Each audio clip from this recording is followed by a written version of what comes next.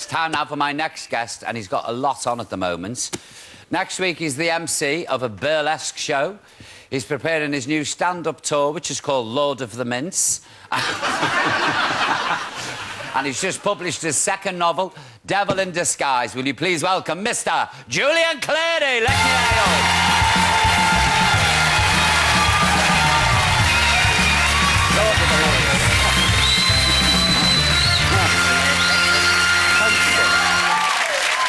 Julian, would you like one of these? I would, and...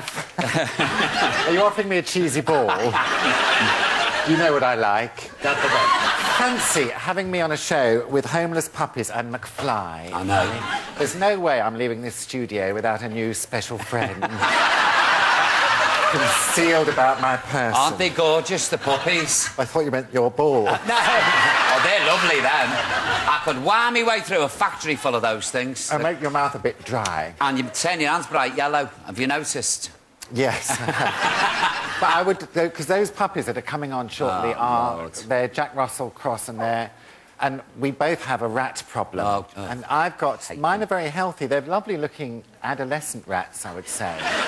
They're all the same age. They're about 6, and you feed the chickens, and then they can squeeze through the chicken wire at the moment, and they just tuck in and go about their business. But little Jack Russell... Would that shift him? Or one of McFly. We could Danny! Say, oh, Danny, get down that hole and sort them rats out for us. I might well say that to him, yeah. I hate them, though, do you? I'm not warming to them, but they're not like city rats. They are quite, you know, clean-looking. I know, I saw them with a flannel this morning in the bathroom doing their ears. Well, they've every right, you know, it's the country, they've every right to be there. It's the noise they make, though, that... The chewing, yeah. Yes, yeah, they're clever things. I hate them. And you see, these 6 adolescent ones will, before the end of the summer, no doubt, be having young ones of their own. Yeah. And they say it will go on and on until I'm overrun. Oh, Julian. Well, and don't send them up to my house. I've got my own problems. But I was thinking of... You know, you've got one lonely hen. Yeah. My chickens have had babies, and one of them is a very handsome... looking rooster. No. And I thought, no, if I gave you my cock and it came... No. If they... Oh, you don't have to say much to set them off. Oh, this loss. Oh, loss. Dear, oh dear. It's not a hen night. I know. Got the male stripper on in a minute, ladies. But... You can't have one lonely little hen. She needs a friend. Well, I'm getting 26 battery hens. Oh, are you? Yeah, oh, that's ex-battery hens. Ex-battery. We had a load on the show last week, so I'm getting them. Do you want some? So you're sorted. I've got plenty, because Maureen keeps going broody, and we've hatched 3, and I think there's more on the way, so no thank you. I tell you, living in the country, it's hard work, isn't it? It's nice, though, in a way, because you don't have to wash or anything. No, I love that. I really let myself go. Do you know, the other day I drank tap water? I just don't care. No. Julian, what's happened to you? Same as you have here on this. Tap, that's gin. What are you talking about? Neat gin. I love the book, by the way. Thank you very much. I was up till all hours last night reading it. I was gripped. Absolutely.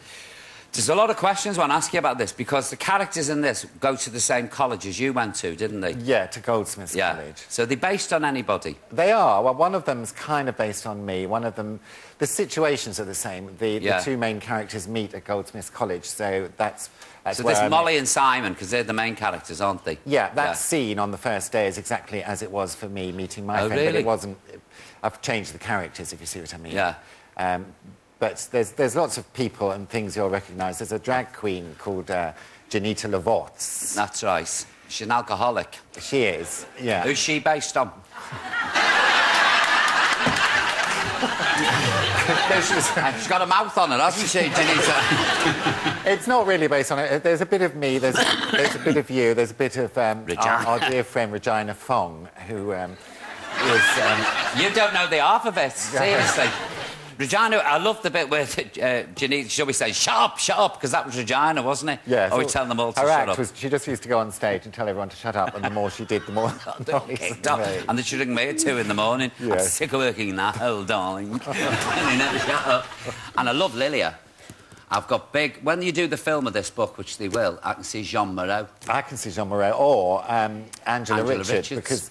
This is a kind of elderly German grand dame that I wrote, but when I was doing cabaret for 8 months, Angela Richard was playing Frau Schneider, the landlady. So, and I used to stand in the wings and watch her performance because she was so fabulous. So that was in my mind as well when I was writing it. Where did you get all the ideas from for this? Like, where did it come from? You just think it up. But once because you did Panto, didn't you? Sorry, in the Derngate. I did, yes. Yeah. So I set it at the Derngate in Northampton, and I stayed in a village called Long Buckby. Yeah. Oh, so all that exists? Or, yes, that's all real. Yeah. And the house in Kent I describe is... Is your place? Well, I thought no need to make up a new one. I can just describe my own home. But once you get halfway through a book and you've got all the characters in your mind, they kind of write themselves, I find. You just tune in to the dialogue and it does it itself. And all the filth comes out. Well, actually... It's very cleansing. There's not... Having read... A Young Man's Passage, which was Julian's autobiography. Did you enjoy my passage? I did, yes, very much. I enjoy all your books. They're well written and they're lovely to read, seriously. Thank you. But this is...